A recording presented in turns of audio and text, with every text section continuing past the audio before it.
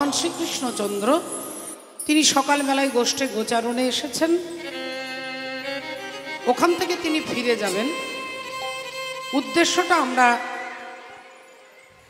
আপনারা সকলেই জানেন।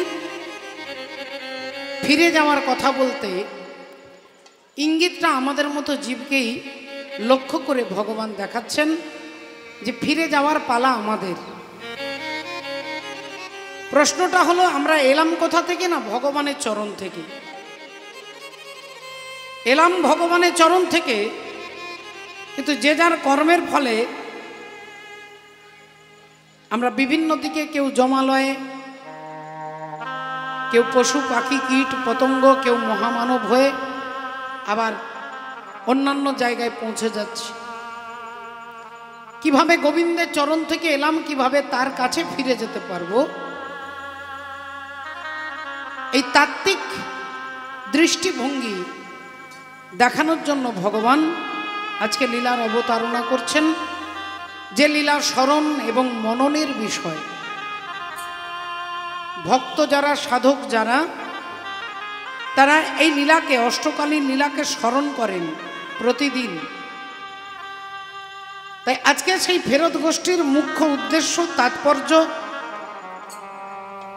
আমরা জানবো, আমরা শুনবো গুরুচরণ আশ্রয় করে। আজকে বৈষ্ণব পদকর্তা এক পাশে দাঁড়িয়ে কলম দিচ্ছেন। সুরধ্বনি তীরে আমার গৌর কিশোর, সহচর গণ মেলি আনন্দে বিভোর। শ্রদ্ধেয় বাবা ঠাকুর, ভক্তিমতী মায়েরা, আপামর জীবকে করুণা করবার জন্য চৈতন্য ভগবান তিনি নেমে এলেন শচী মায়ের আনন্দ মুখর আঙ্গিনায়, জগতের জীবকে কৃপা করবার জন্য। ভগবান আসেন পরিত্রাণায় সাধু নামে বিনাশায় চ দুষ্কৃতম ধর্ম সংস্থাপনার্থায় সম্ভবামি যুগে যুগে। যদি কেউ মনে করেন শুধু দুষ্টের জন্য, দুষ্ট দমনের জন্য, শুধু রাবণকে বিনাশ করবার জন্য ভগবান রামচন্দ্র এসেছেন, বললেন না। শুধু রাবণকে মারবার জন্য ভগবান রাম আসেননি। ভগবান রাম বাদ দিয়েও রাবণকে মারবার ক্ষমতা কার কার ছিল? না, প্রথমেই হচ্ছে কার্তবীর্যার্জুন। কার্তবীর্যার্জুন বলে একজন ক্ষত্রিয় রাজা, বলে তার ক্ষমতা ছিল রাবণকে মারবার। কেন? বলে কার্তবীর্যার্জুন রাবণকে, যেমন আমরা গোয়াল ঘরে গরুকে বেঁধে রাখা হয়, কার্তবীর্যার্জুন রাবণকে একটা ঘরের মধ্যে বেঁধে রেখে দিয়েছিলেন। তাহলে তার ক্ষমতা বিশাল, তিনি মারতে পারতেন রাবণকে। আচ্ছা, তিনি বাদ দিয়ে আর কে পারতেন? তিনি হচ্ছেন ভক্ত হনুমানজি। হনুমানজি চাইলে তিনিও রাবণকে মারতে পারতেন। হরি বলে রাধে রাধে। তাহলে ভগবান শুধু রাবণকে মারতে আসেননি, পরিত্রাণায় সাধু নাম বিনাশায় চ দুষ্কৃতম, সাধুদের কৃপা করবার জন্য ভগবান আসেন। রাবণের অত্যাচারে যখন সমগ্র দেবতা, ঋষি, ভক্তকুল যখন জর্জরিত, সবাই মিলে গেলেন ভগবান বিষ্ণুর কাছে, ত্রাহিমাং ত্রাহিমাং করে, প্রভু রাবণের অত্যাচার আর আমরা সহ্য করতে পারছি না, দয়াময় তুমি আমাদের উদ্ধার করো, রক্ষা করো, বাঁচাও। ভগবান শ্রীহরি বললেন, চিন্তা নেই, এবার রাবণের বিনাশ হবে আর তোমাদের পরিত্রাণ হবে। ভগবান শ্রীহরি কি করলেন? না, অগ্নির মধ্যে প্রবেশ করলেন, আগুনের মধ্যে প্রবেশ করলেন। আর সেই আগুন থেকেই বেরিয়ে এলেন কে? না, অগ্নিদেব। অগ্নিদেব পায়েসের বাটি নিয়ে হাজির হলেন কোথায়? না, রাজা দশরথ যে পুত্রের জন্য যজ্ঞ করছে, সেই দশরথের অগ্নির মধ্যে অগ্নি দেবতা পায়েসের পাত্র নিয়ে বেরিয়ে এলেন। সেই পায়েসটা দেওয়া হলো কাকে? না, রাজা দশরথের হাতে। রাজা দশরথ সেই পায়েস কিভাবে ভাগ করে দিচ্ছেন আমি বলছি না বাবা, আমার কথা নয়, রামায়ণ বলছেন, বাল্মীকি মহামুনি বলছেন। ওই এক বাটি পায়েসকে দুই ভাগ করা হলো। অর্ধেকটা দেওয়া হলো মা কৌশল্যা দেবীকে, আর বাকি যে অর্ধেকটা তাকে আবার দুভাগ করা হলো। এক ভাগ দেওয়া হলো সুমিত্রা দেবীকে, আর বাকি যে এক ভাগ তাকে আবার দুভাগ করা হলো। সেই এক ভাগ দেওয়া হলো কৈকেয়ী মাতাকে, আর বাকি যে এক ভাগ তাকে কৌশল্যা দেবীর হাতে ছুঁয়ে আবার সুমিত্রা দেবীকে দেওয়া হলো। ভাগটা বুঝতে পেরেছেন আপনারা আশা করি। এক বাটি পায়েস অর্ধেকটা দিলেন কৌশল্যা মাতাকে, বাকি অর্ধেকটাকে দুভাগ করলেন, এক ভাগ সুমিত্রা দেবীকে দিলেন, বাকি যে এক ভাগ তাকে আবার দুভাগ করলেন, তারপরে এক ভাগ কৈকেয়ী মাতাকে দিয়ে আর ওই এক ভাগ হরিবল কৌশল্যা দেবীর হাতে ছুঁয়ে দেওয়া হলো আবার সুমিত্রা দেবীকে। তাহলে পায়েসের পাত্রর পায়েস কি দিয়ে তৈরি হয়?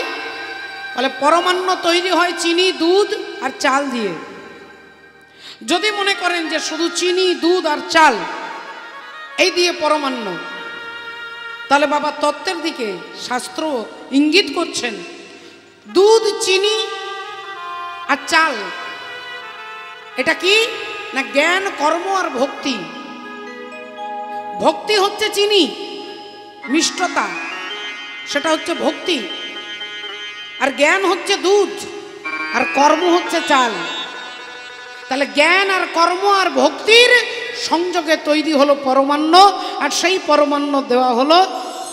আর তাতে ভগবান রামচন্দ্র এলেন কৌশল্যা দেবীর কোল আলো করে।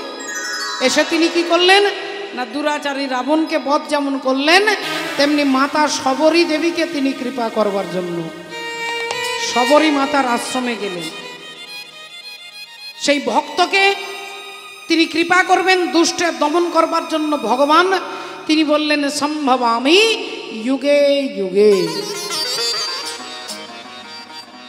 তাহলে আজকে এলেন পরমাত্মা ভগবান গৌর সুন্দর। ওগো পাপীর তরে, পাপীর তরে আসেন ভগবান। ওগো পাপীর তরে, পাপীর তরে আসেন ভগবান। পাপীর তরে, পাপীর তরে আসেন ভগবান। ওরে এই ব্রহ্মাণ্ডের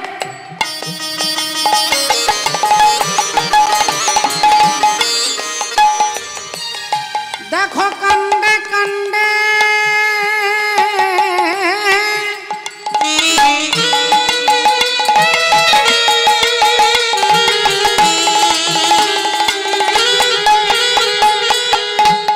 এই ব্রহ্মাণ্ডের কাণ্ডে কাণ্ডে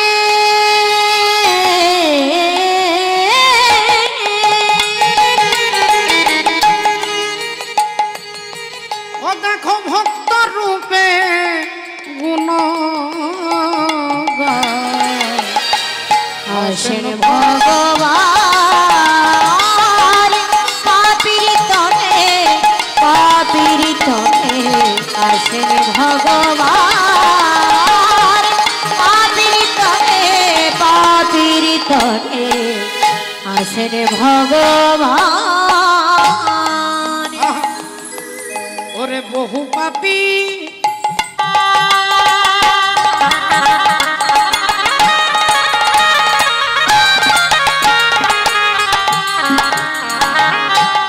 আর এক ভগবান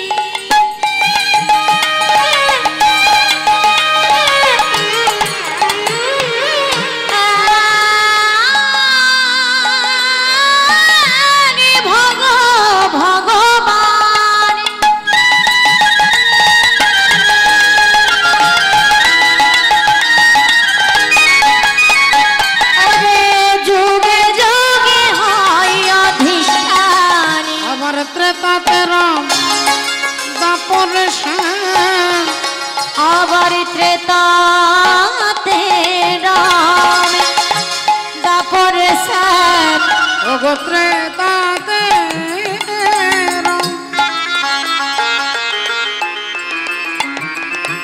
আর দাপরে শ্যাম ও দেখো কলিতে গৌরাঙ্গ হই আসেন ভগবান ও গো পাপির তরে পাপির তরে আসেন ভগবান পাপির তরে পাপির তরে আসেন ভগবান আসেন ভগবান আসেন ভগবান। ভগবান এলেন। রাধে রাধে। শ্রদ্ধেয় বাবা ঠাকুর, ভক্তিবতী মায়েরা, আমার মতো দুরাচারী পাপাচারী অত্যাচারী কামাচারী জীবকে করুণা করবার জন্য ভগবান এলেন। আপনারা এসেছেন ভগবানের কথা শুনতে। মূল উদ্দেশ্যটা কি? উদ্দেশ্যটাকে আগে স্থির করতে হবে। মূল উদ্দেশ্য হচ্ছে ভগবানের কীর্তন যে শুনবো, কারণটা কি? আমার ছেলের চাকরি হবে, আমার মেয়ের জামাই ভালো জামাই হবে, আমার নাতি হবে, আমার একতলা বাড়ি দুতলা হবে। উদ্দেশ্য আগে লক্ষ্যটাকে স্থির করতে হবে। আমার লক্ষ্যটা কি? ভগবানকে আমি তার নাম শুনছি কি জন্য শুনবো? শিশুর নেহারি লক্ষ্য মাতৃস্তনপানে, মাতালের স্থির লক্ষ্য মদিরা সন্ধানে, সতী খুঁজে পুঁজিবারে পতিরচরণ, কুলোটার লক্ষ্য হরে কিসে পরমন, বাঁদরের লক্ষ্য শুধু ফলের বাগান, শুকুনির লক্ষ্য দূর ভাগাড়ের সন্ধান, শৃগালের লক্ষ্য মৃতদেহ লইয়ে টানাটানি, আর নিন্দুকের লক্ষ্য শুধু পরনিন্দা গ্লানি, জ্ঞানীর লক্ষ্য শুধু তর্ক উপার্জন, আর ভক্তের লক্ষ্য শুধু শ্রীহরির চরণ। হরি বল। তাহলে আগে লক্ষ্যটা আমাকে স্থির করতে হবে। রাধে রাধে। ভগবান রামচন্দ্রের শত্রু হচ্ছে রাবণ, আপনারা সকলে জানেন। কিন্তু যদি এর উল্টো প্রশ্নটা করা হয় যে রাবণের প্রধান শত্রুকে, আপনারা বলবেন রাম। বলে না, রাবণের প্রধান শত্রু রাম নয়। রাবণের প্রধান শত্রু যিনি, তিনি রাবণের ঘরেই থাকে, একটাই টেবিলে খাওয়া দাওয়া করে, একই সঙ্গে হাঁটা চলা করে, তিনি হচ্ছে রাবণের প্রধান শত্রু, যার বোন নাম হচ্ছে বোন শূর্পণখা। রাবণ কোনোদিন জানতেই পারল না যে আমারই বাড়িতে, আমারই ছত্র ছায়ায় একই সঙ্গে আমার শত্রু আমার সঙ্গে পালিত হচ্ছে, শূর্পণখা। আর সেই শূর্পণখা শত্রু হওয়ার কারণটা কি না, তার স্বামীকে রাবণ মেরে ফেলেছিল। রাবণ তার ভগ্নিপতিকে মেরে ফেললেন। সেই শূর্পণখা মনে মনে দুঃখ পেলেন, আঘাত পেলেন, চ্যালেঞ্জ করলেন যে দাদা গো, তুমি একা আমাকে বিধবা করলে, আমিও প্রতিজ্ঞা করে বলছি তোমার যতগুলো স্ত্রী আছে আমি সবাইকে বিধবা করব। আমি তো একা বিধবা হয়েছি, তোমার হাজার হাজার স্ত্রী সব বিধবা হবে। জানতে দিলেন না, বুঝতে দিলেন না। আর একদিন ঘটনাচক্রে পঞ্চবটী বনে ভগবান রামচন্দ্র, লক্ষণ ঠাকুর আর মা সীতা দেবী, সীতা দেবী কুটিরের ভেতরে আছে, লক্ষণ ঠাকুর বাগানে আছে, রামচন্দ্র বসে আছেন। শূর্পণখা এলেন কি না অপূর্ব নারী, সুন্দরী নারী সেজে। বিকার যখন আপনার কাছে আসবে তখন সুন্দর সেজেই আসবে। আপনার জীবনে যখন বিকার আসবে তখন সুন্দর সেজেই আসবে বাবা, যাতে না জীব বুঝতে পারে। শূর্পণখা অপূর্ব সুন্দরী নারী সেজে রামচন্দ্রকে প্রপোজ করছেন, সোজা ভাষায় না, পরিষ্কার বললেন, তো সম পুরুষ না মো সম নারী, यही বিধি গুণ রাখি বিচারি। তোমার মতো সুন্দর কেউ নেই, আর আমার মতো সুন্দরী কেউ নেই। ভগবান রামচন্দ্র বুঝে গেলেন ইশারায় ইশারায়, পণ্ডিত বুঝে আর মূর্খ বুঝে কিলে। তা রামচন্দ্র বললেন, দেখো আমার তো স্ত্রী আছে, ভেতরে আছে, তুমি এক কাজ করো, আমার ভাইয়ের কাছে যাও, আমার ওই যে ভাই ওই যে বাগানে দাঁড়িয়ে আছে ওর কাছে চলে যাও। বললেন আপনার ভাই? বললেন হ্যাঁ। না আপনার ভাইয়ের বিয়ে হয়নি? বললেন তুমি যেমন আমার ভাইও তেমন। তুমি যেমন কুমারী, তো সমা পুরুষ না মো সমা নারী, আমার মতো সুন্দরী কুমারী কেউ নেই। তা রামচন্দ্র বললেন তুমি যেমন না আমার ভাইও সেরকম। এবার আপনাদের কাছে একটু জেনে নেব, বাবা ঠাকুর যারা শাস্ত্র নিয়ে একটু আলোচনা করেন, আপনারা বছর বছর কীর্তন শোনেন, আপনারা বলুন রাবণের বোন শূর্পণখার বিয়ে হয়েছে, বিদ্যুৎ জিহ্বা মারা গেছে, স্বামী মারা গেছে, তার প্রতিশোধ নেবার জন্য এসেছে। তাহলে স্বামী, যে নারীর স্বামী মারা গেছে সে কি কুমারী হবে? সে কি হবে? শ্রীমত্তা, বিধবা তো নাকি? তাহলে সে কুমারী নয়। তা রামচন্দ্র বলছে তুমি যেমন কুমারী আমার ভাইও সেরকম কুমার। এবার আপনারা বলুন রামচন্দ্র যখন জঙ্গলে এসেছিলেন 14 বছরের জন্য, লক্ষণের বিয়ে হয়নি? হয়েছে তো? স্ত্রীকে ঘরে রেখে 14 বছর এসেছেন, স্ত্রীর নাম উর্মিলা দেবী। তাহলে লক্ষণ বিবাহিত, শূর্পণখা বিবাহিত। রামচন্দ্র বলছে তুমি যেমন কুমারী আমার ভাই সেরকম কুমার। তাহলে ভগবান রাম মিথ্যে কথা বলছে? আমি বলছি না, রামচরিত মানস বলছে। তাহলে ভগবান রাম মিথ্যে কথা বলছেন? বলেন না, মিথ্যে কথা বলছেন না, তিনি কিন্তু মিথ্যে বলছেন না। যদি কেউ আপনারা ভাবেন যে ভগবান রাম মিথ্যে বলছেন যে তুমি যেমন কুমারী আমার ভাই সেরকম কুমার, রাম ভালো করে জানে যে ওনারও বিয়ে হয়েছে, ওনার স্ত্রী আছে, ওনার স্বামী মারা গেছে। তাহলে তিনি মিথ্যেও বলছেন না, তিনি সত্যিও বলছেন না। ব্যাপারটা কীরকম? বলে দুই ভাই, বড় ভাই রামু, ছোট ভাই শামু, দুই ভাই গ্রামের মেলা দেখতে বেরিয়েছে। মেলায় ঘুরতে ঘুরতে ঘুরতে ঘুরতে দেখতে দেখতে সন্ধে হয়ে গেছে। বড় ভাই ছোট ভাইকে বলছে ভাই তোর কাছে টাকা আছে? ওই দেখ দোকানে জিলিপি ভাজা হচ্ছে, জিলিপি খাবো, চ না। ভাই বলল দাদা কেন তোমার কাছে টাকা নেই? দাদা বলল আমার কাছে 1 টাকা নেই। ভাই বলল আমার কাছে 8 আনাও নেই। তা তাহলে কি করে জিলিপি খাওয়া হবে? চলো দাদা ঘরে গিয়ে মুড়ি খাবো।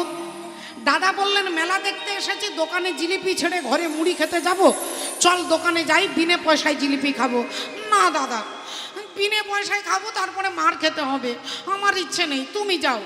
দাদা বললেন তোকে যেতে হবে না, আমি বিনে পয়সায় জিলিপি খেয়ে আসি। দোকানে গিয়ে দোকানদারকে বলছে এই যে দাদা, এই যে জিলিপি কত? দোকানদার মেজাজে বলছেন 25 টাকায় 250। তা দেন তো দাদা, তাড়াতাড়ি দেন, দেরি করবেন না, তাড়াতাড়ি, গরম ঠান্ডা হয়ে যাবে, তাড়াতাড়ি দেন। গরমের মজাই আলাদা। একটা ঠোঙাতে 250 জিলিপি দিয়ে রামুর হাতে দিয়েছে।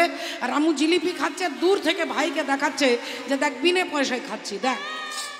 এখন ভাইকে যাই দেখিয়েছে, ভাই ভাবছে দাদা যদি বিনে পয়সায় খায় দাদারও যা হবে আমারও তাই হবে। ভাইও চলে এসেছে আধ ঘন্টা পরে, এসে দোকানদারকে বলছে জিলিপি কত? না 25 টাকা 250। আমাকে দেন তো দাদা, তাড়াতাড়ি দেন, দেরি করবেন না। তাকেও 250 দিয়েছে। এদিকে রামুর খাওয়া হয়েছে, সে ভাবছে কি করে ফাঁক তালে পালিয়ে যাব। হাতটা ধুয়ে পালাতে যাবে, দোকানদার ধরে যায়, এই যে দাদা, খেয়ে দে, হাত ধুয়ে পালিয়ে যাচ্ছেন, বলি 25টা টাকা দেবে কে? রামু বললেন হ্যাঁ, তো মারাত্মক ভুল করছিলাম আমি তো আপনাকে 30 টাকা দিয়েছি, 5 টাকা ফেরত দেন। দোকানদারের মেজাজ গরম হয়ে গেছে, খবরদার মিথ্যা কথা বলবে না, তুমি আমাকে 1 টাকা দাওনি, আমার 25 টাকা দাও। আর রামু বললেন তোমাকে 30 টাকা দিয়েছি, 5 টাকা ফেরত দাও। দোকানদার তুমুল ঝগড়া শুরু করেছে, রামুও ঝগড়া, চিৎকার হচ্ছে, দুজনের মধ্যে তুমুল ঝগড়া চিৎকার। এদিকে শামু ভাবছে এবার আমার কি হবে, তার তো খাওয়া হয়ে গেছে, হাত ধুয়ে রুমাল বার করে হাত মুছে নিচ্ছে, ভাবছে আমি কি বলবো। এর মধ্যেই দোকানদার শামুকে ডাকছে, এই যে দাদা একটু এদিকে আসুন, একটু এদিকে আসুন দাদা, এই লোকটা বলছে আমাকে নাকি 30 টাকা দিয়েছে, আপনিও তো ছিলেন এখানে, আপনি বলুন তো দাদা এই লোকটা কি আমাকে পয়সা দিয়েছে? শামু তখন বলছে দেখুন আপনার সমস্যার সমাধান পরে করব, আগে আমার 30 টাকা মনে আছে তো নাকি? আমারটা মনে আছে তো, আমি 5 টাকা পাবো, এটা মনে আছে তো নাকি? নাকি আমাকেও একই কেসে ঢুকিয়ে দেবেন, আমাকেও বলবেন যে আমিও দিইনি আর ও দেয়নি? দোকানদার মাথা চুলকাচ্ছে আর ভাবছে যদি বলি এও দেয়নি পাবলিক কেউ আমাকে বিশ্বাস করবে না। তাড়াতাড়ি বলছে না না দাদা, আপনারটা মনে আছে, আপনি 30 টাকা দিয়েছেন, 5 টাকা ফেরত নেন। 5 টাকা পকেটে রেখেছে। এবার দাদা বলুন তো সত্যি করে, এই লোকটা নাকি বলছে আমাকে 30 টাকা দিয়েছে, সত্যি করে বলুন তো দাদা আপনি কি দেখেছেন? শামু তখন বলছে মা কালী দিব্যি করে বলছি, যেমন আমি দিয়েছি তেমনি উনিও দিয়েছে। যেমন আমি দিয়েছি মানে আমিও দিইনি, উনিও দেননি। যেমন আমি দিয়েছি 30 টাকা আপনাকে, সেরকম উনিও দিয়েছেন। তাহলে এটা মিথ্যে নয়, আবার এটা সত্যিও নয়। রামচন্দ্র বোঝাচ্ছে যে তুমি বিবাহিত, তবু তুমি বলছো কুমারী, তাহলে তোমার মতো আমার ভাইও কুমার, চলে যাও আমার ভাইয়ের কাছে। শূর্পণখা রামকেও চাই না, লক্ষণকেও চাই না, সে চাই বদলা, শুধু রাবণের বিনাশ চাই। তাই লক্ষণ ঠাকুরকে এসে বলছে যে আপনি আমাকে গ্রহণ করুন। রামচন্দ্র ইশারা করে দূর থেকে বলছে এ হচ্ছে নাক কাটা মেয়ে। আর নাক কাটা মেয়ে দেখবেন সমাজে বাড়ি ঘরে অনেকের আছে, যিনি পিতামাতা দাদা দিদি সংসার সমাজের কোনো পরোয়া করে না, নিজের ইচ্ছায় হাঁটে, নিজের ইন্দ্রিয় সুখে চলে, তাকে বলে নাক কাটা মেয়ে। রামচন্দ্র বলছে ও নাক কাটা মেয়ে, আর লক্ষণ ভাবলো তার নাক কেটে দিতে হবে। লক্ষণ একটা অ্যাডভান্স কেটে দিলেন, কানও কেটে দিলেন, নাকও কেটে দিলেন। আর অমনি শূর্পণখা ছুটলেন রাবণের কাছে, দাদা তুমি থাকতে আমার এত বড় দুর্গতি। আমি পঞ্চবটি বনে গিয়েছিলাম, সেখানে দুজন তপস্বী আমার এই অবস্থা করেছে, তুমি থাকতে থাকতে রাবণের বনের এই দুর্গতি। আমি তবু আসিনি দাদা তোমার কাছে, এসেছি ওইখানে একজন অপূর্ব সুন্দরী নারী আছে, আর ওই নারীকে একমাত্র তোমার বাম পাশে মানাবে। এই যেই বলে দিলেন রাবণ অমনি পাঠিয়ে দিলেন মামা মারিচকে, বললেন চলে যাও সোনার হরিণ সেজে। সোনার হরিণ সেজে সীতা দেবীর পাশ দিয়ে মারিচ তিনি ছুটলেন, মায়ার হরিণ ছুটতে ছুটতে যাচ্ছে, রাধে রাধে। আর যেই ছুটতে ছুটতে যাচ্ছে, কেন তারে ধরিবারে করিপন অকারণ মায়া বন বিহারিণী, মায়া বন বিহারিণী হরিণী গহন স্বপন সঞ্চারিণী। কেন তারে ধরিবারে করিপন অকারণ মায়া বন বিহারিণী, মায়া বন বিহারিণী হরিণী গহন বন সঞ্চারিণী। কেন তারে ধরিবারে করিপন অকারণ মায়া বন বিহারিণী। থাক থাক নিজ মনে দূরেতে, আমি শুধু বাঁশরীর সুরেতে।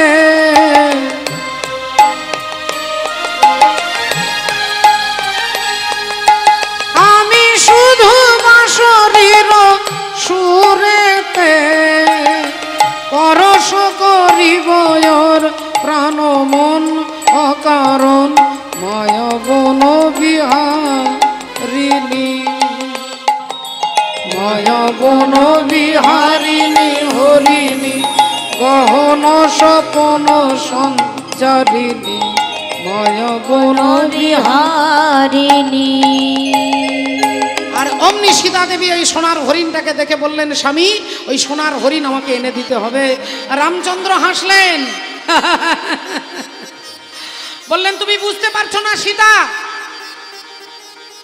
এটা হচ্ছে মায়া। কারণ হরিণ হলে সোনা হবে না, আর সোনা হলে হরিণ হবে না। যদি হরিণ হয় তাহলে সোনার নয়, আর সোনার যদি হয় তাহলে হরিণ নয়। সীতা দেবী বললেন আমি নিজের চোখে দেখলাম চকচক ঝকঝক করছে, তুমি যাও ওই হরিণটাকে এনে দাও। আর রামচন্দ্র বুঝলেন যে মায়ায় পড়ে গেছে। রামচন্দ্র ছুটলেন, লক্ষণকে বলে গেলেন তোর বৌদিকে দেখিস। আর যেই ছুটলেন রামচন্দ্র হরিণের পেছনে, অমনি মারিচকে কিছু দূর গিয়ে বধ করলেন। আর মারিচ চিৎকার করে উঠলেন ভাই লক্ষণ। যেই লক্ষণ বলে থেকে উঠলেন, সীতা দেবী বললেন ভাই তুমি তোমার দাদার কাছে দাও, তোমার দাদা বিপদে পড়েছে। লক্ষণ ঠাকুর বললেন বৌদি গো, মাগো, আমার দাদা হচ্ছে বিপদ ভঞ্জন মধুসূদন। মানুষ বিপদে পড়লে আমার দাদাকে ডাকে, আর আমার দাদা বিপদে পড়বে এটা হতে পারে না। সীতা দেবী বললেন আমি তোমাকে বলছি তুমি যাও। লক্ষণ ঠাকুর বললেন দাদা আদেশ করেছে তোমাকে ছেড়ে যাওয়া যাবে না। সীতা দেবী বললেন তাহলে তোমার মনে কোনো দূর অভিসন্ধি আছে। লক্ষণ ঠাকুর মনের কষ্টে যন্ত্রণায় ব্যথাটা লুকিয়ে রেখে চোখ দুটো ছলছল করে উঠল, বললেন মা আমি তোমার মুখের দিকে কোনোদিন তাকাইনি, আমি তোমার চরণের দিকে তাকিয়ে কথা বলি। আমি যাচ্ছি তবে যাবার আগে তোমার কাছে অনুরোধ করে যাচ্ছি, একটা দাগ দিয়ে যাচ্ছি, এই দাগের বাইরে তুমি বেরোবে না। এই লক্ষণ রেখা টেনে দিয়ে, আর লক্ষণ ঠাকুর ছুটলেন রামচন্দ্রের পেছনে, আর যেই লক্ষণ রেখাটা টেনে দিয়ে গেলেন, কিছুক্ষণ পরে এলেন কে না দুষ্টু দুরাচারী রাবণ ভিখারি সেজে। ভিখারি সেজে এলেন, সাধু সেজে। এবার দেখছে একটা দাগ দেওয়া আছে, এই দাগের ভেতরে আমি যেতে পারবো না, কারণ ওখানে 440 ভোল্টের কারেন্ট দেওয়া আছে। আমি না পারবো কারেন্টের ভেতরে যেতে, কারণ আমাকে শর্ট মারবে। আর সীতা দেবী দাগের বাইরে বেরোবে না। মা সীতা বলছেন আপনি একটু কাছে আসুন, এই দাগের বাইরে আমি বেরিয়ে ভিক্ষা দিতে পারবো না। রাবণ বললেন মা, যে ঘরটা বাঁধা আছে বন্ধনযুক্ত ঘরে আমি ভিক্ষা নেব না, তুমি বন্ধন মুক্ত হয়ে দাগের বাইরে এসে ভিক্ষা দাও, নইলে তোমার সংসারে অকল্যাণ হবে। আর যেই সীতা দেবী দাগের বাইরে বেরিয়ে ভিক্ষাটা দিতে গেলেন, অমনি রাবণ সীতা দেবীকে হরণ করলেন। আচ্ছা, এই ঘটনার থেকে কি বোঝা যাচ্ছে না সীতা দেবী হচ্ছে সৎ বুদ্ধি। আর সৎ বুদ্ধিটাকে কে হরণ করছে না 10 ইন্দ্রিয় দশানন, 10টা মাথা, 5টা জ্ঞানেন্দ্রিয়, 5টা কর্মেন্দ্রিয়, এই 10টা ইন্দ্রিয়ই তো আমাদের সৎ বুদ্ধিটাকে হরণ করে বাবা। টিভিতে দেখুন, খবরে দেখুন, বড় বড় ব্যক্তি, জ্ঞানী জ্ঞানী শিক্ষিত ব্যক্তি, তারা ভুল করছে কিছু টাকা, কিছু লোভে, কিছু মোহে পড়ে। তারা ভুলটা করছে কেন না সৎ বুদ্ধিটাকে তাদের হরণ করে নিয়েছে ইন্দ্রিয়। এই ইন্দ্রিয় হরণ করে নিয়েছে সৎ বুদ্ধিকে। সৎ বুদ্ধি যদি সীতা হয়, তাহলে একটু ভালো করে লক্ষ্য করে দেখুন, এই দেহের মধ্যেই সব কিছু আছে, এই দেহটার মধ্যেই সব কিছু আছে। এ দেহের পূর্ব পশ্চিম উত্তর দক্ষিণ, ও বল কোন দিকেতে বৃন্দাবন। আমি তত্ত্ব কথা শুনবো বলে মনে আকিঞ্চন।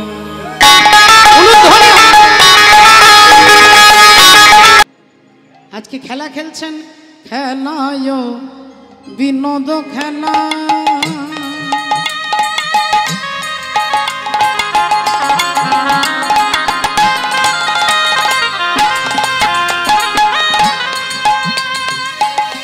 খেলায় বিনোদ খেলা আমার গোরা,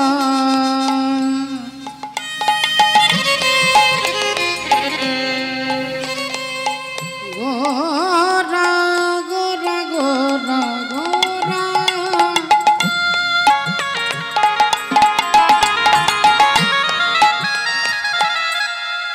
আমার গোরা।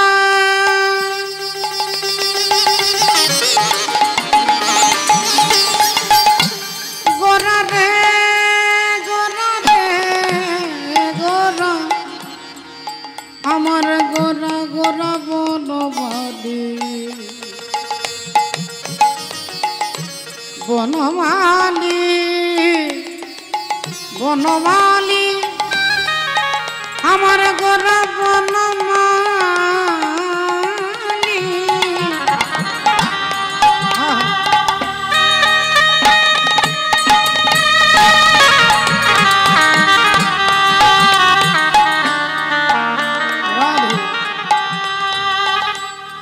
খেলায় বিনোদ খেলা, আমার গোরা বনমালী, আমার খেলায় বিনোদ খেলা খেলা, আমার গোরা বনমালী। আর বিপিনে বিহার করি, আর বিপিনে বিহার করি, বিপিনে বিহার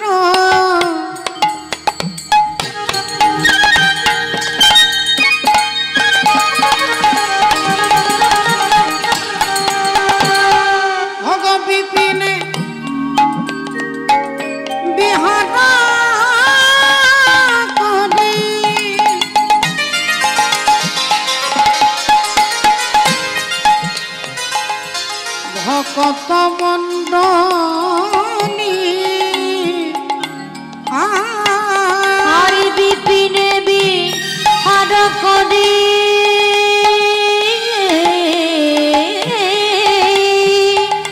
বিপিনে বিহার করে গোরা বনমালী গোরা বনমালী বলে খেলেছে হরি নামের খেলা, খেলেছে হরি নামের খেলা, দেখো খেলেছে হরি নামের খেলা, খেলেছে হরি নামের খেলা, ও যে ঘুচে যাবে ত্রিতাপে জানা, খেলেছে হরি নামের খেলা, ঘুচে যাবে ত্রিতাবি জ্বালা, খেলেছে হরি নামের খেলা, ও গো ঘুচে যাবে ত্রিতাপে জানা, খেলেছে হরি নামের খেলা, ঘুচে যাবে ত্রিতাবি জ্বালা, খেলেছে হরি নামের খেলা, ঘুচে যাবে ত্রিতাবি জ্বালা, খেলছে হরি নামের খেলা, ঘুচে যাবে ত্রিতাবি জ্বালা, খেলছে হরি নামের খেলা, ঘুচে যাবে ত্রিতাব জ্বালা, খেলেছে হরি নামের খেলা, ঘুচে যাবে ত্রিতাবি জ্বালা, খেলছে হরি নামের খেলা, ঘুচে যাবে ত্রিতাবি জ্বালা, খেলেছে হরি নামের খেলা, পুলিন বিহার করে ভকত মণ্ডলী, পুলিন বিহার করে ভকত মণ্ডলী। মাননীয় ভক্তমণ্ডলী ভক্তিমতী মায়েরা, আজকে ভগবান হরি নামের খেলা খেলছেন। আর যে খেলাতে আপনারা জানেন যে কেউ হারবে না, যেখানে কারোর পরাজয় নয়, তো যেখানে পরাজয় নেই সেখানে দুঃখও নেই। হেরে গেলে দুঃখ হবে, কিন্তু যে খেলাতে কোনো হার হয় না, তাহলে সেখানে তো দুঃখের কোনো কারণ নেই, ব্যথার কোনো জায়গা নেই। আর সেই খেলাটাই হচ্ছে আজকের এই হরিনাম। শ্রদ্ধেয় বাবা ঠাকুর ভক্তিমতী মায়েরা, এই ভগবানের নামের খেলাতে আপনারা অংশগ্রহণ করতে এসেছেন এখানে সকল।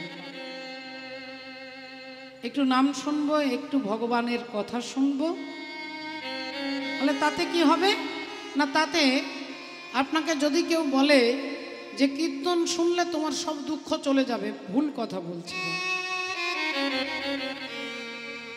যতক্ষণ কীর্তন শুনবেন ততক্ষণ যদি হয়তো আপনি ভুলে থাকতে পারেন, আবার কীর্তন শেষে বাড়ি যাবেন, আবার দুঃখ যেমনকার তেমনি চলে আসবে। আপনাকে আপনার প্রারব্ধ কর্মের ফল ভোগ করতে হবে।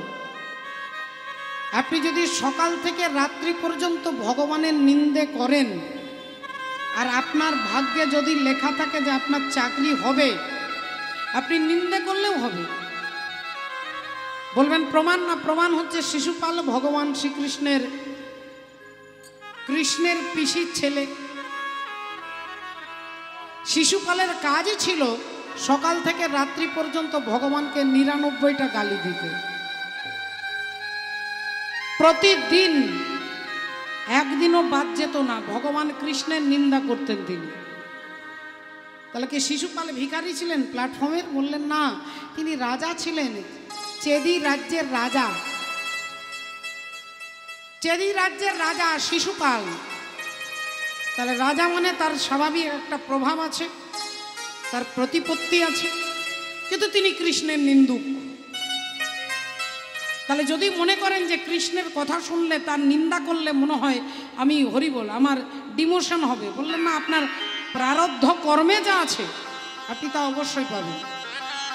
যদি কোটিপতি হওয়া থাকে আপনি তাই হবেন, নিন্দা করলেও হবেন, স্তুতি করলেও হবে।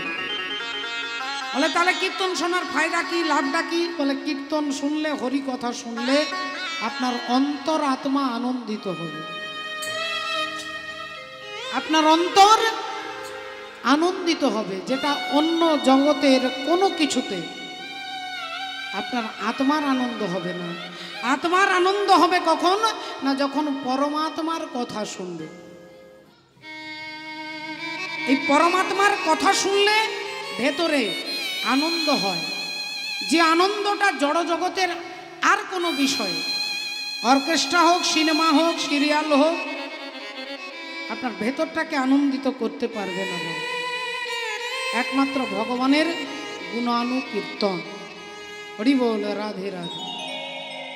শ্রদ্ধেয় বাবা ঠাকুর, ভক্তিমতী মায়েরা, খেলাই বিনোদ খেলা গৌরব গোড়া বনমালী, বিপিনে বিহারও করি ভকত মণ্ডল। আজকে তিনি কি করছেন না, গোলক থেকে বীজ সংগ্রহ করে কলির জীবের হৃদয় ক্ষেত্রে রোপণ করবার জন্য চৈতন্য ভগবান কৃপা করে আসছেন। ভগবান আসছেন কৃপা করে। যদি গোরা নাই আসিত কি মতি হইত, আমি কেমনে ধরিতাম দে। যদি গোরায় আসিত কি মতি হইত, কেমনে ধরিতাম দে। যদি গোরা নাই আসিত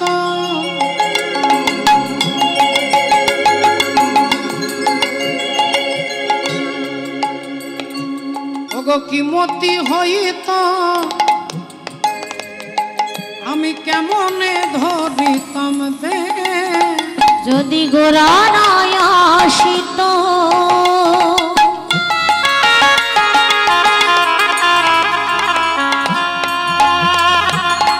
কি মতি হইত, কেমনে ধরিতাম দে। আমি শ্রীরাধার মহিমা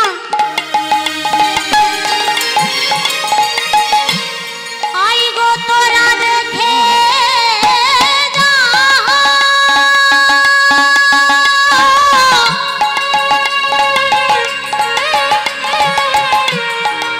ও তোরা দেখে যা,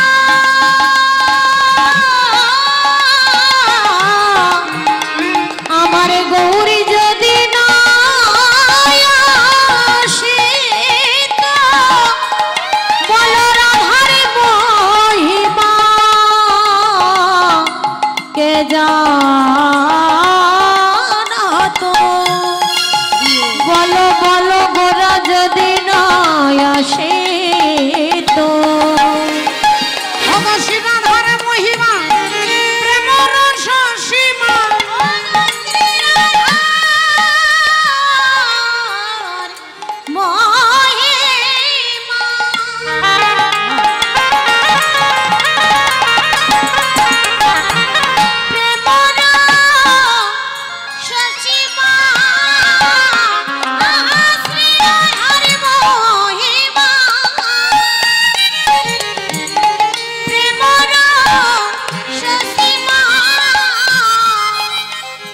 ওগো জগতে জানা তোকে গো, জগতে জানা তোকে।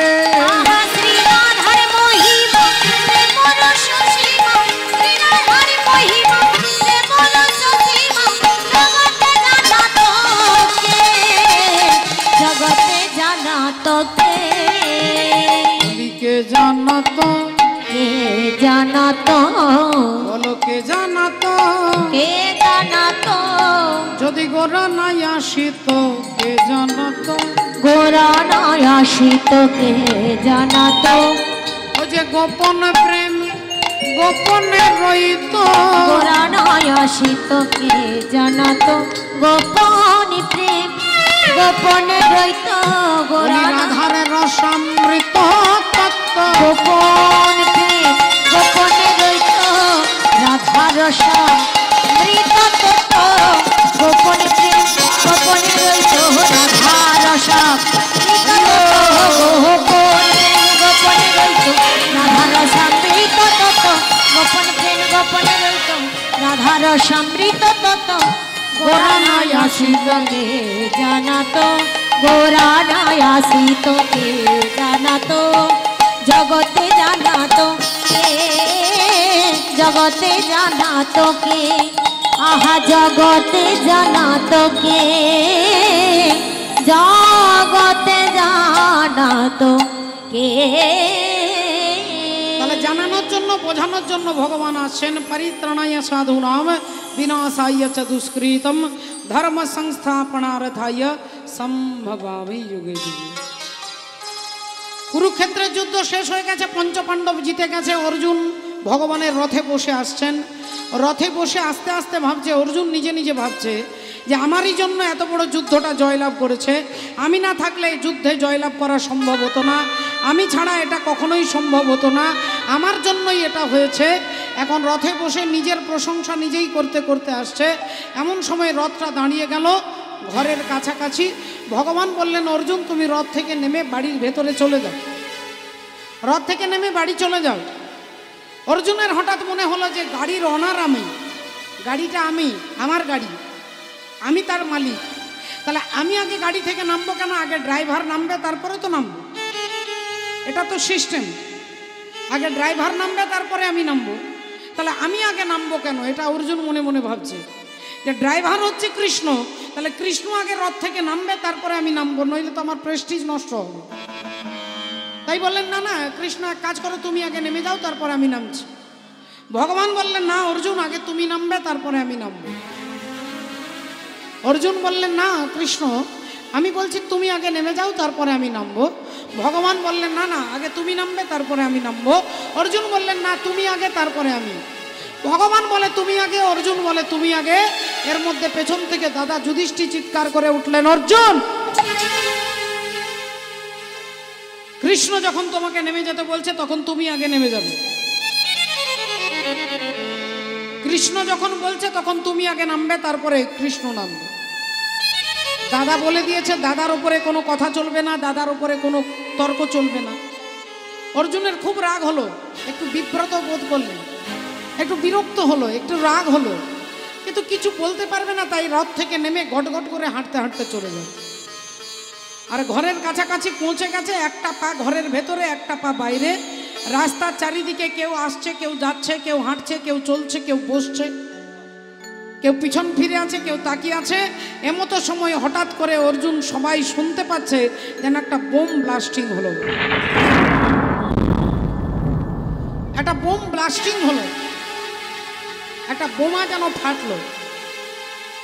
যারা হাঁটছিল তারা দাঁড়িয়ে গেল, যারা দাঁড়িয়েছিল তারা বসে গেল, যারা বসেছিল তারা উঠে গেল। অর্জুন ঘরে ঢুকছিলেন, তিনি সোজা পিছনে ছুট, পিছন ফিরে তাকিয়ে দেখছে অর্জুনের সুন্দর রথটা, ডিজাইনের রথ, সুন্দর নকশা করা রথটা ফেটে গিয়ে দাউ দাউ করে আগুন জ্বলছে। অর্জুনের রথ ফেটে গিয়ে ভেঙে গিয়ে দাউ দাউ আগুন জ্বলছে। অর্জুন ছুটে এসে গোবিন্দের কাছে হাত জোড় করে বলছে, কৃষ্ণ যে রথটা আমার রথ, আমার শখের রথ, সেই রথটা ভেঙে গেল, ফেটে গেল, আগুন ধরে গেল কেন? ওই রথে তো তুমি বসেছিলে, যে রথে তুমি ছিলে আমি ছিলাম, সেই রথটা ভেঙে গেল, ফেটে গেল কেন? ভগবান শ্রীহরি একটু মিষ্টি হেসে বললেন, অর্জুন যাদেরকে তুমি হারিয়েছ, যাদেরকে তুমি মেরেছ,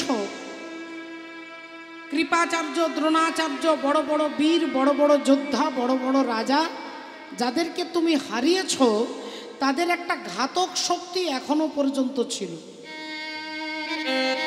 একটা অদৃশ্য ঘাতক শক্তি এখনো পর্যন্ত ছিল। তোমাকে মারবার জন্য তারা অপেক্ষা করছিল, কিন্তু মারতে পারছিল না, কারণ ওই রথে আমি বসেছিলাম, ওই রথটাতে আমি বসেছিলাম বলে ওই ঘাতক শক্তি তোমার ক্ষতি করতে পারছিল না। অপেক্ষা করছিল যদি তোমার আগে আমি রথ থেকে নেমে যেতাম, তোমার আগে যদি আমি রথটা ছেড়ে নেমে যেতাম, এই রথের সঙ্গে তুমিও ফেটে টুকরো টুকরো হয়ে যেতে। কুরুক্ষেত্রের যুদ্ধে জিতেছ তোমরা, কিন্তু জয়লাভ করার আনন্দটাকে উপভোগ করতে পারতে না, তার আগেই হরিবোল হয়ে যেতে। তাই তুমি বারবার বলছিলে কৃষ্ণ আগে নেমে যাও, নেমে যাও, নেমে যাও। তো তোমার কথা সত্ত্বেও আমি নামতে পারছি না, কারণ আমি প্রতিজ্ঞা করেছি ওই কুরুক্ষেত্রের মাঠে দাঁড়িয়ে তোমার কাছেই বলেছি, ক্ষিপ্রাং ভবতি ধর্মাত্মা সসচ্ছন্তি নিগঞ্ছতি কন্তেয় প্রতিজানহি নমে ভক্ত প্রণশ্যতি। আমার ভক্তের বিনাশ হতে আমি দিই না। তাই তুমি বারবার বলার পরেও তোমার রথ থেকে আমি নামতে পারছি না, কারণ আমি নেমে গেলেই তোমার জীবনে চরম দুর্গতি হবে। তাই তোমাকে আগে নামিয়েছি, তারপরে আমি নেমেছি। একটু ভালো করে ভেবে দেখুন তো বাবা, আমরা মনে করি না যে সংসার মনে হয় আমারই জন্য চলছে। আমি না থাকলে মনে হয় সংসার ভেসে যেত, রসাতলে চলে যেত, ছেলে মেয়ে না খেতে পেয়ে হরিবোল হয়ে যাবে। আমারই জন্য চলছে, আমি না থাকলে হতো না। এ ভাবনাটা হচ্ছে অহংকারীর চিন্তা ভাবনা, অহংকার। সংসার আমি চালাই, আমি না থাকলে এই হরিনাম হবে না, এই কীর্তন হবে না আমি ছাড়া। এটা ভেতরে যখন অহংকার থাকে তখন এটা আমরা ভাবি। এই অর্জুনের অহংকার চূর্ণ বিচূর্ণ হয়ে গেল, তিনি গোবিন্দের চরণে আছাড় খেয়ে পড়ল। ভালো করে ভেবে দেখুন। তাহলে এই অহংকারটাকে দূর করবার জন্য, এর জন্য কোনো মেডিসিন, এর জন্য কোনো অপারেশন, এর জন্য বাহ্যিক জড়জগতের কোনো কিছু নেই। চৈতন্য ভগবান বললেন একটাই রাস্তা আছে, সেটা হচ্ছে হরি গুণ কীর্তনম, হরিনাম। এই নাম করতে করতে, তালি দিয়ে নাম করতে করতে আপনার ভেতরে যত দুর্গুণ সব একটু একটু করে চলে যাবে। এই হরিনামের দ্বারা ইহা হইতে সর্বসিদ্ধি হইবে সবার, সর্বক্ষণ বল ইথে বিধি নাহি। এটাই বলবার জন্য চৈতন্য ভগবান এলেন হাসি মাখা বদনে আর ছল ছল নয়নে, ওগো আনন্দ কাননে মন ভ্রময় নিবার। একবার হরি বল মনে রে আমার, হরি হরিবার হরি বলো মনে রে আমার একবার, হরি বলো মনে রে আমার একবার, হরি বলো মনে রে আমার, হাসি মাখা বদনে।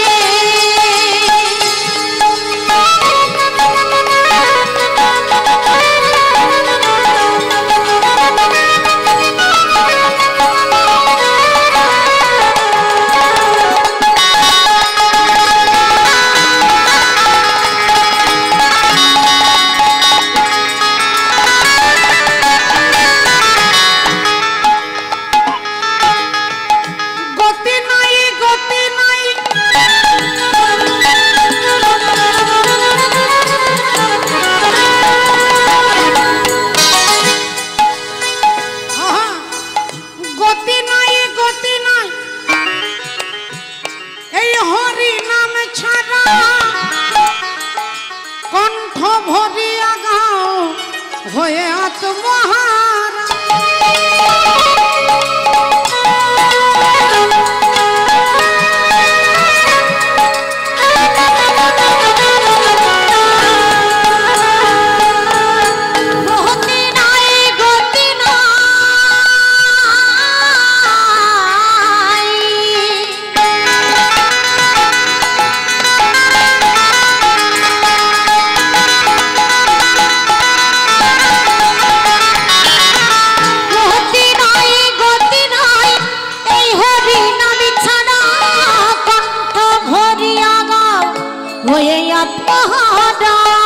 বলি ওই দেখো শ্মশানে কিবা রাত্রি দিনে, ওই দেখো শ্মশানে,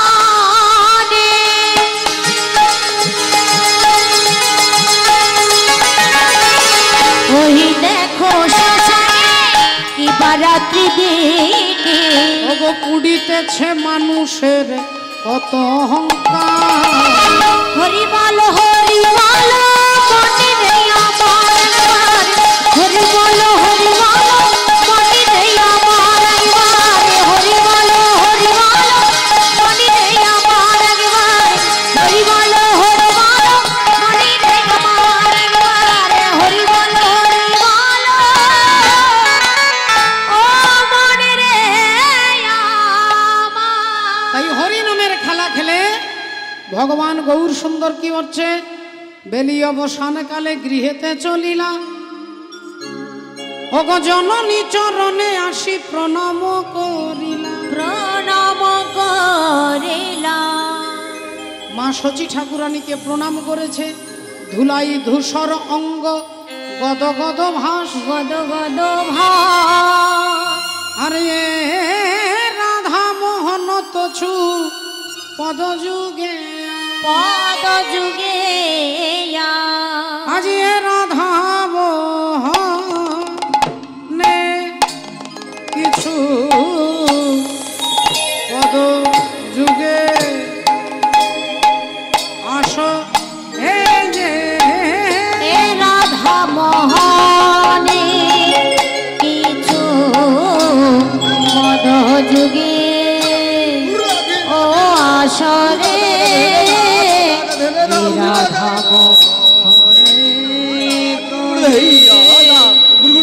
পদ যুগে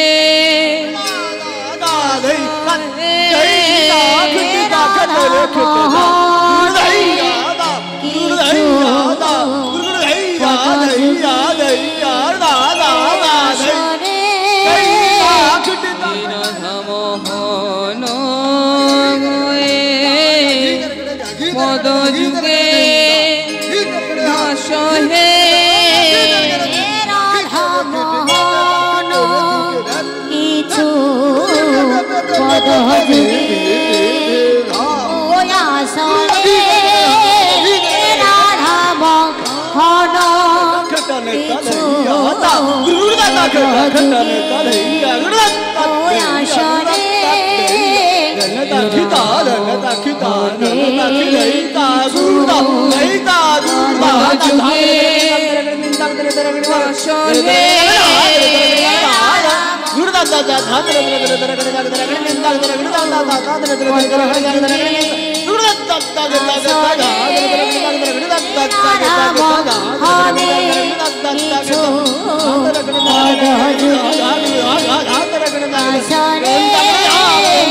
রাধা